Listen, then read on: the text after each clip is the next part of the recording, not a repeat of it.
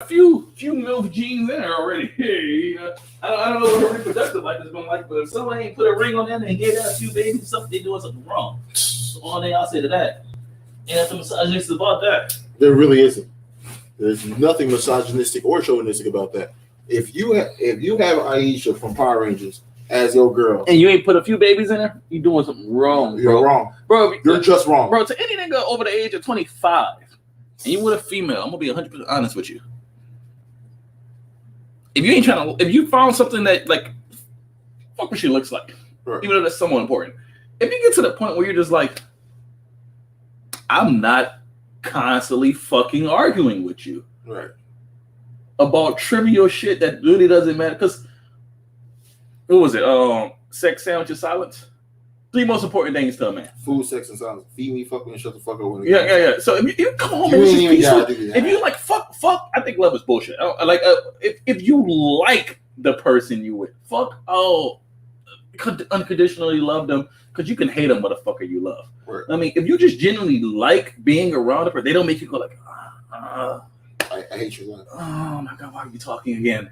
Like, I love you, but oh my gosh, shut the fuck up. Like, if you don't have to deal with that, if you just come home and it's like, oh hey man, I do this. Oh hey, you want to watch some Netflix? Oh, let's do that. I want to go for a walk. Let's do that. You know, right. And it's just peaceful, and you have a nice, boring ass life. I'm cool with that. Keep that. Don't let these hoes confuse you, bro. Toxic shit is not fun. Boring. I used to be attracted to toxic shit. I love toxic at the time. It's fun. It's in the long run. In the long run. Listen, I love crazy bitches. Okay. I mean that whole I do, but it's just not. Yeah, it's not good. All right, so my bad. You caught us in the middle of rambling or some shit. Welcome to the SOULcast, people. SOULcast episode number 11. I got my friend David Bennington here. Dave, salute. What's going on, guys? David, this is something I want to show you. Right. I wanted to get your feedback and your opinion on Andrew Tate's opinion on depression and stuff like that. Right. I kind of wanted to see talk to me. How just basically your take on these topics. Good. Right. So we're gonna go on these. Can we everybody see that? Bam, we all see that. Fantastic. This is from the Fresh and Fit podcast.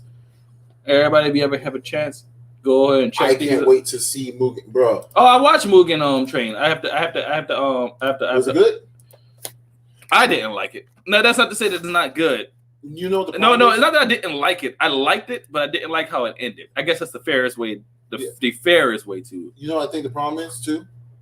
This is the first real time that anybody's ever spent with Rengoku outside of first meeting him. So a lot of people don't know him. So when Rengoku was not. I'll tell you right now, Rengoku was not the problem in this film. No. Rengoku is fucking fantastic. Rengoku is amazing. My problem with this film is the main antagonist of the film. I didn't like their battle with him too much.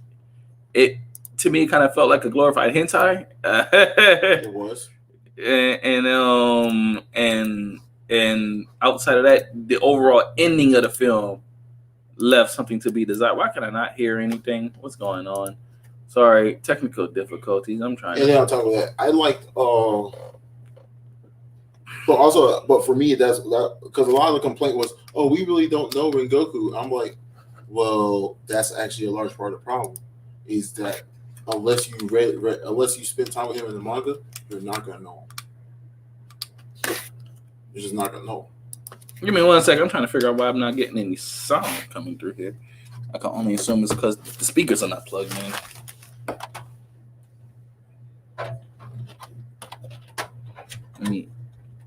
You know what I'm saying?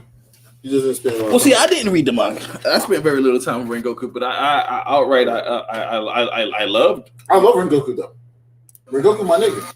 There we go. Speakers was not plugged in. Okay. Rengoku, my nigga. But go ahead, continue. So, I guess I just want to go through this and kind of just get your what the fuck is that supposed to be full screen? Is that full screen? That's full screen. This is from the Fresh and Fit podcast. A clip when they had Andrew Tate. Yes, ma'am. Andrew Tate on there, yes, sir, and he's going to speak for a moment. I just kind of want to hear your thoughts and opinions on this. So we'll pause and stop accordingly. Yeah. Wherever it goes from there, it just goes. But gotcha. Let's listen. You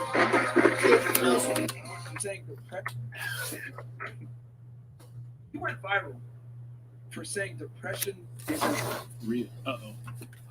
Yeah, I went big time viral. I had every J.K. Rowling. Yeah, everybody. All of Hollywood was gunning for me. Right? They were very upset. I told the truth. Can we talk about that? Your Sure. views on depression not being real, and you give the toxically masculine, unfiltered, raw side of it. Well, depression is another weapon they use to destroy our masculine energy, right? That's another weapon they use because the majority of depressed people are men. Men suffer from depression more than females because a man's life is worse than a female's life. A man's life's much harder, right? Facts. So another way they destroy us is they convince us to be absolutely selfish. Depression is nothing but extreme selfishness. That's what I'm going to call it. And I'm going to tell you why it's not real in a second. But if you're depressed, you're living inside of your mind. You're so far, I want to get your takes on what he's saying so far. But at any point you want me to stop because you want to speak, just let me know. But Gotcha. So far, are you tracking what he's saying, or? Yeah, I'm tracking it. I never heard from that perspective that it's extreme selfishness. But I also can understand where he's coming from. Essentially, I haven't heard the rest of it, but what I think he's coming from is for you to assume that your life is so important that everybody must stop on a dime to take care of you. Is a form. It could be seen as a form of manifestation of selfishness. Yeah, it can manifest itself as selfishness because you feel that you're this important. So if you're this important, how come nobody treats you importantly? No, granted. This is coming from somebody who will openly admit that you guys know Soul. Soul is just 100% firing all cylinders, God complex through the roof, et cetera, narcissistic, all that shit. That's Soul. That's half my personality. That's specifically Soul, right? The man behind Soul, which you don't necessarily know too well, you might see some glimpse of that guy. Loneliness, anxiety, depression, abandonment issues, tenfold, suffers heavily from these things. These are things I go through a lot. And even I'm kind of agreeing with him to a certain extent, but that's also the soul in me telling him, stop being a little bitch and just like stop crying about this shit. But but also there's the other me behind. So this is like, well, I still feel this shit kind of. Yeah. So this is a very interesting take he has. So with that being said, I just want to let what he's being said be heard and not dismissed, because even I, someone who would tell you straight up, not that I will go as far as say depression isn't real, but the effect it has on you is only as severe as you let it. Like, there was a point in my life where like the depression doesn't hit me so much anymore, but that's because I literally stopped being depressed. Sounds kind of absurd, right? Yeah. But I just told myself, I'm just gonna stop being depressed. I get you on that. And I just stopped being depressed. It's like, but that's when you hit a breaking point and you make that decision for yourself. So no one can make that happen for you. There are people, depression is addicting. There are people who just want to stay depressed. I'm sorry, I have hiccups right now. Yeah. I totally apologize. But I mean, I don't necessarily know if that's necessarily the case. With that being said, do I believe that do I know that depression is real? Sure. But do I believe that? I think that depression becomes cyclical. You can be depressed that you're depressed because you don't understand why you're depressed. Right. That can happen. Being depressed because you're depressed is the worst fucking thing ever. Yeah. I've experienced. That's just terrible because it's such a vicious cycle. But it's cyclical. Let me let's continue. Obsessed with how you feel. You don't care about anything outside of yourself, and you're an exceptionally selfish person. That's all they're trying to do is convince you and teach you to be extremely selfish. Let me tell you something. I'm going to say this right here, right now, because there's a whole bunch of famous people, Lincoln Park, whatever, they killed themselves. If you have children and you kill yourself, you're not a man. I don't care what you're feeling. I don't care how sad you are. You have children to take care of. You're going to embarrass your children. You're going to leave your children without a father. Andrew, can we say that one more time? Because you're sad. If you have children and you kill yourself, you were never a man to begin with.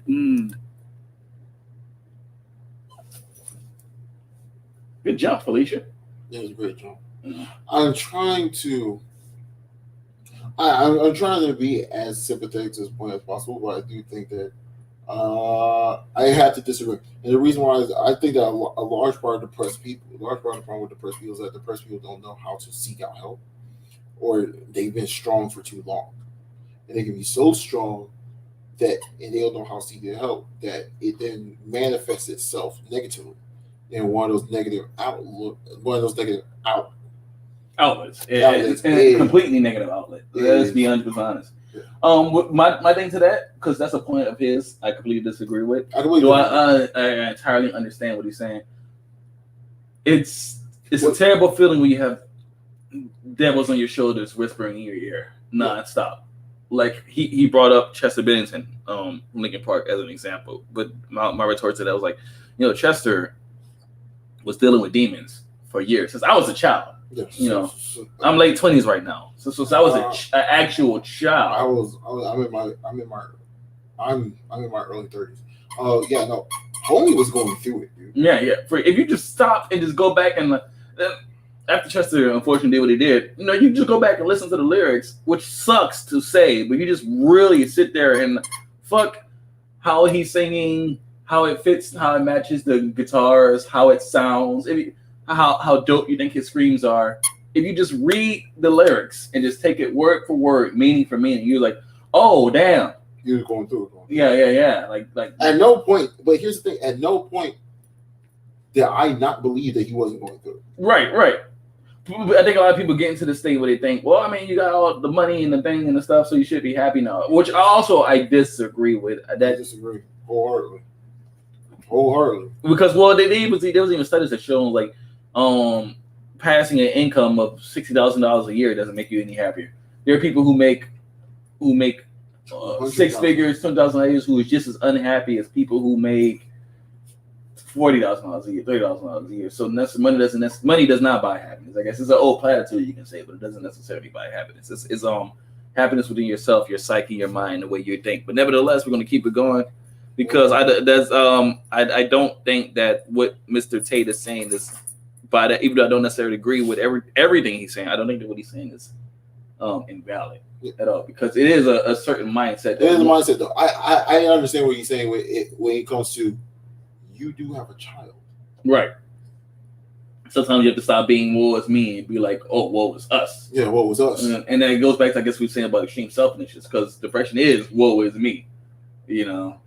Like I tell people all the time, if you come home from work, and screw the kids. If you got a chick, I don't care how bad she is. You got a chick and she's there for you and she cares about you and she cries herself to sleep at night because you're so damn depressed. You need to cut that shit out. Because somebody's there trying to help you. Yeah, you know what I mean? You tripping. Like you truly tripping. But everybody has their own demons, but let's keep going. Absolute garbage. Garbage. And the only reason this crap happens is because of the acceptance of depression. People say that depression is stigmatized. It's the complete opposite. It's accepted now to the point where it's almost promoted. It's insane. Let me tell you something. Depression is not real. Feeling depressed is real. So you can feel depressed, but you feel depressed, and that is a natural biological evolutionary trigger for you to change something in your life. That's your own mind telling you you're unhappy about X. If I went to jail today, I'd be depressed because I'm in jail. Right. I haven't caught depression. I don't have a disease. I'm just upset with my situation. Yep. I have people mess with me all the time. I'm fat and I can't get a girlfriend because I'm depressed. I'm like, no, pancake lover.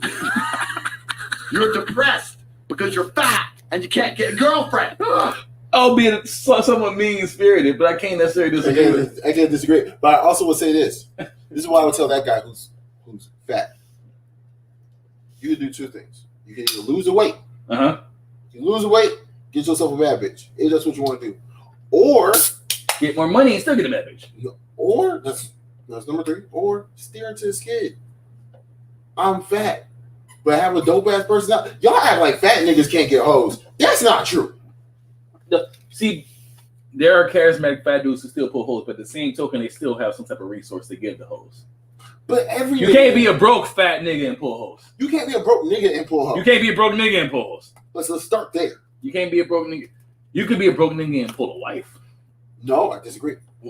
There's no way you can be broke you can still maintain a relationship. Because you can't live off love. Yeah. But when I say broke, my definition of broke is not Dr. Dre. Oh, Not- yeah. yeah. No. Yeah, you know. What I mean by not broke, Like I mean, average nigga, you like- have to have a career. Yeah. You can have a career. What I'm saying is, you got three options in this world. To me, you can either change your circumstance or steer into the skid of your circumstance. But what we can't do is be here in the middle. No, that's true. You The can change it. middle Or- ground fucks you up. Yeah, the middle ground. You fucks here up. or here. You can Heaven change or it hell. or steer into it. I chose Heaven to or steer hell. into it method. Like that's why I went full blown anti-social personality disorder. Like I say heaven or hell. You know what? You know what's true hell? Limbo. yeah, true hell. Because then you go nowhere. You know. You either die the villain and live long enough to see yourself become die the hero, live yourself, or both ways actually. Or both. because I'll tell you this. I was talking to one of my coworkers at work. I tell people this all the time. Everybody's life is a book. And in every book, sometimes you're the hero, sometimes you're the villain, sometimes you're the bystander, sometimes you are the assistant and the antagonist, villain is always the hero of his own story. or sometimes the villain is just a villain. No, let's not even tell that lie. Yeah. Like sometimes niggas are just the villain. They know they're the villain. They have no qualms of being the villain. Yo, those are my favorite villains. Those are my favorite villains. Those are my favorite Those villains. are the I come here to fuck up your world. You come here to stop me from fucking up your world. Put your hands up. Let's go. That's good. I love them niggas. I don't need complex villain. I don't need humanizing Sometimes villain. you need a nigga that's evil for the sake of being evil. I like an Ozai. Yeah. I don't need to understand Zuko. Zuko wants redemption. Or, no, I want Ozai. Right. Sometimes you just want the Ozai. Sometimes I just want Ozai. Yeah, sometimes you want Like that's actually something that was missing from Korra. Everybody was Zuko. every villain was Zuko. Every In villain some was ways, Zuko. every Every villain was villain Zuko. was a Zuko type nigga. There was Yeah. none of these niggas. Kabir had her tragic, whatever the fuck. Zahir had his fucking reasons, his motivations for doing what he's. I'm a freedom fighter, and mine was like, oh, my dad, he abused me. I was like, oh, any niggas just evil.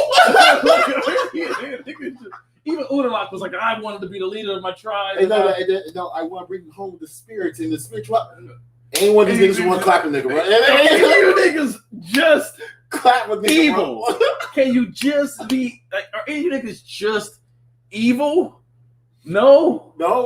And you know what? You know who has so much more clout because of it? Orochimaru. That nigga was just bad for the sake of being bad. Like, God. Well, I you heard me make it. I make the argument that Orochimaru sought knowledge. I don't think he was necessarily. I get that, but what I'm saying is, He did early game. yeah. Early game Naruto. I'm not talking about what we found out about. No, early game Naruto. I think it was just evil. Like, love that nigga, bro. You know, love that. That nigga experimented on people, had slaves, bit children in the neck and gave them curses. Whose man's is this? I love this nigga. I love this.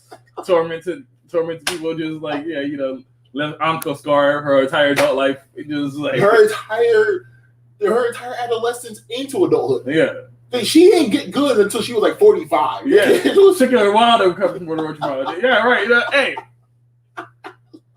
I love Scorpius. Lord Orochimaru. Yeah. Scorpius from Lost Galaxy. Show me something. I've come here to fuck up your world. Why? Because I'm Scorpius. I've come here to fuck up your world. But like, don't you have like a sad backstory? I've come here. I'm like, whoa. I love this nigga. All right, let's keep it rolling. Do you understand? This is the point, right? So for a lot of people, your life is depressing. A lot of you out there, if you're sitting there and you say you've suffered from depression, you probably live a depressing life. You probably live a depressing life. So if I was you, I'd be depressed.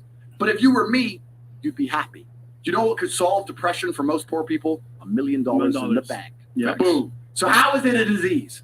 So when I say this to people, most of them agree and they go, okay, but if that's true, why do famous people kill themselves? And I say, well, I know you think you outsmarted me, but I'm Andrew Tate. And I have the answer. The reason is twofold. This absolute acceptance of depression and acceptance of weakness. When you accept anything, to a degree, you're promoting it. Weakness is promoted now in men, right? Yeah. So let's take Robin Williams as an example. Robin Williams killed I himself. was just going to say him. Yeah. Robin Williams, right? Before we go into that part, They could be banging 19-year-olds. any thoughts on what you're saying so far? I'm going to say, listen, being broke, listen, I know broke niggas who are beyond happy. Yeah, I know broke niggas who are beyond happy. But I do know some niggas who are sad because they're broke. Yeah. With that being said, they're not even sad because they're broke. They're sad because of the life circumstances that come about being broke. Listen, I'm broke. I know a guy who sits here who never goes hungry and rent's always paid and bills are always paid and has a job. But I understand that I have fun my lifestyle perfectly well and I don't struggle. I'm still broke.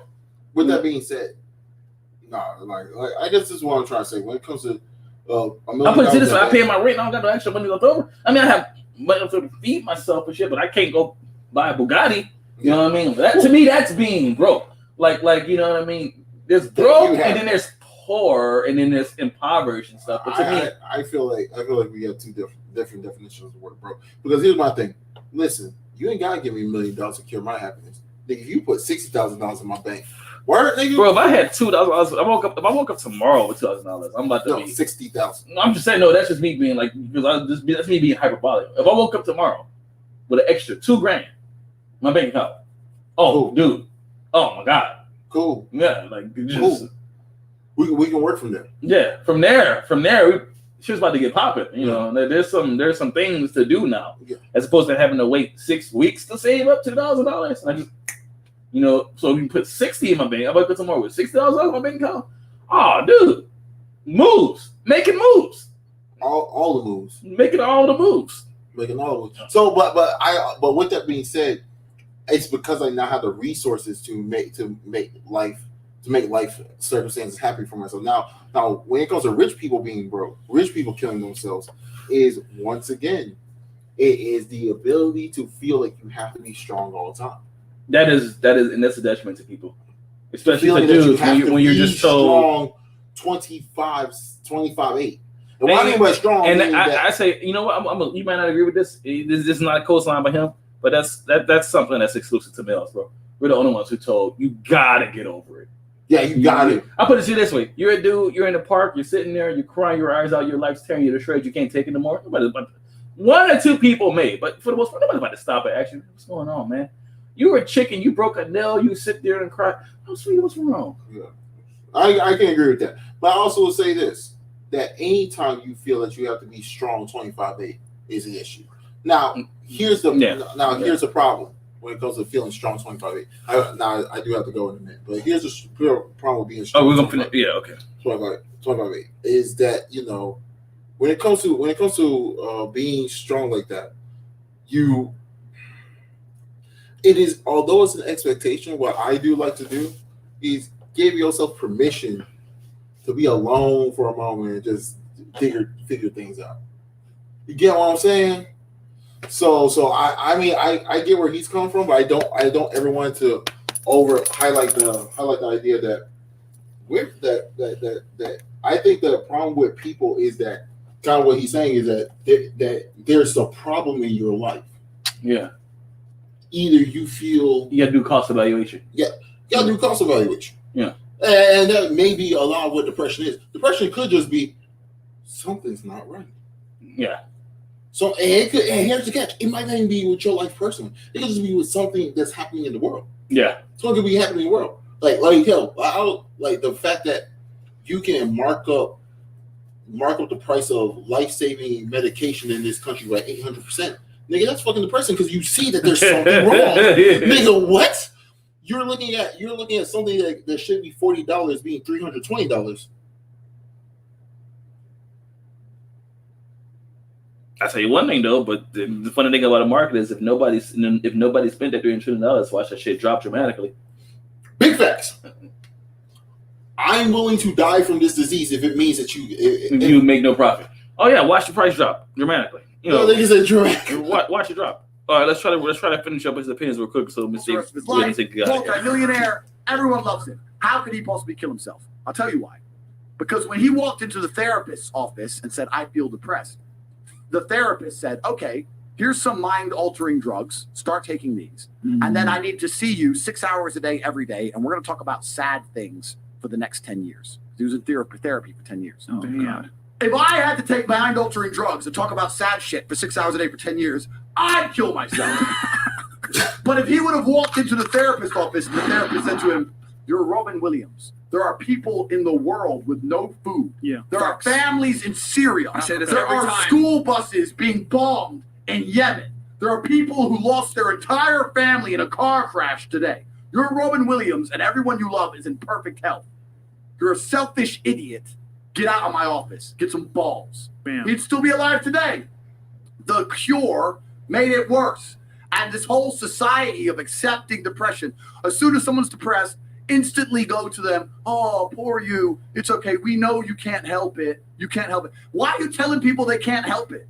Why are you reinforcing that mindset in people? If you come to me and say you're depressed, I say, I will fix you. And you know what's crazy? When I said this depression thing wasn't real, do you know how many people stuck up for depression? You don't understand. I'm depressed. Depression's real. I was like, if it's so horrible, why are you defending it? You sound like it's a PR team. Why? Like, what? I thought it was ruining your life, but you are desperate for me to believe in it. You want me to believe in it. You're sticking up for it. You're defending depression, trying to convince me it's real because it's your cure-all excuse for failure. When you're depressed, you can fail in every human metric. I fail at everything, but I'm depressed. It's not my fault. No, you're a failure. That's all you are because you're not trying very hard. If you live in a house, I say this all the time. This is the reason I don't believe in depression. Because I don't believe in depression, I cannot become depressed. Bam. No matter what the worst thing that could possibly happen to me on earth, I will feel sad, but I will recover and I will not become depressed because I don't believe in depression. If you're in an old haunted house, right? You have two people in two haunted houses. One believes in ghosts and one doesn't. You hear some noise in the night. The wind blows, right? The man who believes in ghosts is like, oh no, a ghost. Now he's scared, right? He wants an exorcist. He can't sleep. He's scared about ghosts. He's paranoid. The guy who doesn't believe in ghosts goes wind, whatever, and goes back to sleep. Do you understand that it's the belief that gives it power? Right. I think that's a good point to. He's not incorrect. I think that our minds are far stronger than we give it credit.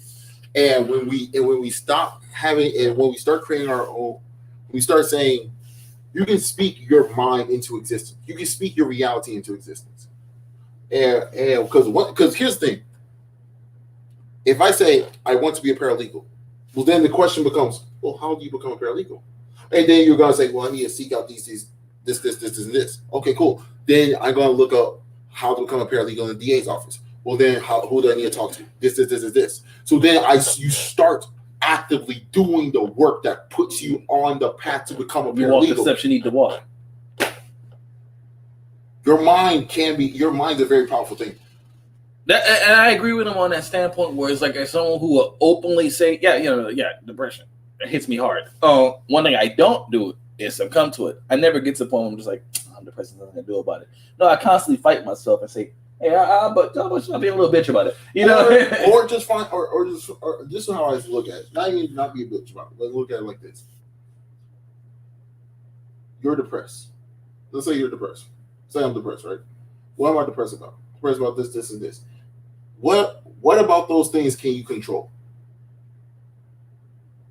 If you control some of those things, you go on and do it. Is that the little additive of it don't apply, let it fly? Well, not even that. There's a prayer that my great aunt told, and my great aunt she passed away, this year, no, last year, sorry, but she had a prayer that says, Lord, give me the power. Lord, give me the power to change the things I have the power to change. Uh-huh. Give me the grace to understand the things I can't change, and give me the discernment to tell the difference between the two. Right. If I have the power to change it, I'm going to do something. Do something about it. If you literally can't do nothing about it. So, example, if you have a problem with your weight, you can do something about that. Lose the weight. You have a problem with the fact that your girl left you, don't want to talk to you anymore? Move around. You know what I mean? So, like, here's the catch. You will be surprised, and that's another thing. People get upset because people leave them. Some people are here for a lifetime, and some people are here for a season. Yeah. Some people are just here to teach a lesson. You know what I'm saying? Like some people are just here for a season, my nigga. Like, listen, I wouldn't know what a toxic girlfriend was until after that relationship ended. I was like, oh, Oh, Damn. red flags. That's what that was? That's crazy. Wow. I thought that's just how bitches are. No, nigga. Like a bitch should not be fucking you and have a knife to your throat. That's not normal, nigga. Like that's not normal. Yeah, I mean, it sounds a little bit fun if you want to lie. So Stop it. Oh, that's type of shit that gets you killed. But I'm about to bounce. But yeah, no, but I agree. Like you have to. At some point, depression becomes a choice, and it's a choice that justifies failure. Just justifies failure. I do agree with that. It can't justify failure because you can just go, "Oh, I'm failing," so there. Oh, I'm depressed, so of course I'm gonna fail. But then I'm failing, so now I'm depressed. Yeah, cyclical. Yeah, it becomes a vicious cycle. Now I can't get a girl. Nigga, there's 3.5 billion with a B, my nigga. Mm-hmm. 7 billion on the planet, about 3.5 around your age. So you can do something about it. You tell me there ain't no hoe in the world. There's 5 million people in Houston. 2.5 of those are women. You tell me you can't pull any hoe out of 2.5 women? 2.5. It could. And the sucky part is that's when you hit the point where you tell them, "How hard are you trying?" Like, because listen. If you really, my nigga, like, I don't believe 2.5 million people in the city of Houston. On that point, like if you're going and you're saying, "Look, man, I'm trying to work on my self-esteem, trying to work on my confidence. I'm doing better. I'm approaching women. I'm getting rejected over and over again. This and that and third." I say, "Okay, well, nigga, keep trying. You're making this stuff. You're at least trying. If you sit at home all day, you never go out. You don't go to bars. You don't go to arcades. You don't do anything. You don't hang out at the card shop. You don't go anywhere and try to meet someone like my. You don't even make the attempt. You're in the grocery store. You see a chick you like, and you just let her walk past you. You don't even go up and say hi. If you make no attempt, and you have the nerve to come tell me, I can't find a girl, man. You're not even trying. Like you're not even trying, bro. If you told me if you were trying, like I'm trying to do this, I'm doing this. I was like, okay. So you're working past the confidence thing. Maybe let's try to change the apparel. That's or it could just be simple as it just might not be your time right now. Yeah. Well, I don't like giving people answers like that. You know. No. I'm saying sometimes it just could be it. Sometimes it ain't your season right now. It ain't your season right now. It can happen. It can happen. Not everybody pulls hoes. And now on top of that, you have to accept that not every nigga pulls hoes. Not every nigga. I believe every nigga can. No, every nigga can't. I'm not saying that. Sure, every nigga can be James Bond. How many James Bonds exist? I get it. Right. It took Oliver Queen 5 years to become the Green Arrow. Right. Not everybody in Flash. It even took him a long time. Yeah, Mr. Bennett, thank you for coming through, man. This was a real quick one. I kind of just wanted to talk about this topic. I'm glad Mr. Bennett came here through to help. I also want to indulge on this a little bit more. I just don't have the time for it right now. But when I do, like my next couple of off days, I got you. Yeah, we can expand on this topic, definitely. Yeah, we'll probably get some more people here, try to get Young Prez, Kai Curry. Yeah, we do need Young Prez for this. Young Prez. Young Prez, but no, well, fuck it. Young Prez gonna say, "Y'all niggas are bitches." Y'all niggas. So, like, I mean, but we. Kai Curry will be closer to my side. Everybody, let's calm down. Man, fuck them. They are. Your Prez is coming. Y'all niggas are bitches. I don't know why the fuck y'all complaining. Look, Young Prez is closer to my side. He's the wrong person you want to go He's to. The wrong. He is not the guy that y'all want to go to. Like Soulfist and Young Prez are not the niggas y'all really want to go to for any life advice at all. They'll get you killed. Those niggas will get you killed. Hey, I always tell people, yo, bro, like, hey, listen, you want to maintain your relationship, do the think to yourself, yo, what would Soul do? And they do the exact opposite. Do the exact opposite. Don't do that. Don't do that. Don't do that. Don't do that. Do not do that. All right, guys. Unless of course you have a particularly toxic relationship. Oh yeah, then do what Soul would do. Do what Soul would do. But if you don't have do you like the woman that you with? Yeah, don't do what Soul. Don't do that. Because Soul like, oh yeah, I want to go to the movies, bitch. Girl, find a friend. How dare you ask me to take your ass to a movie that I don't want to see. I don't want to watch Bridesmaids, but actually I do want to watch Bridesmaids. But that's neither here nor there.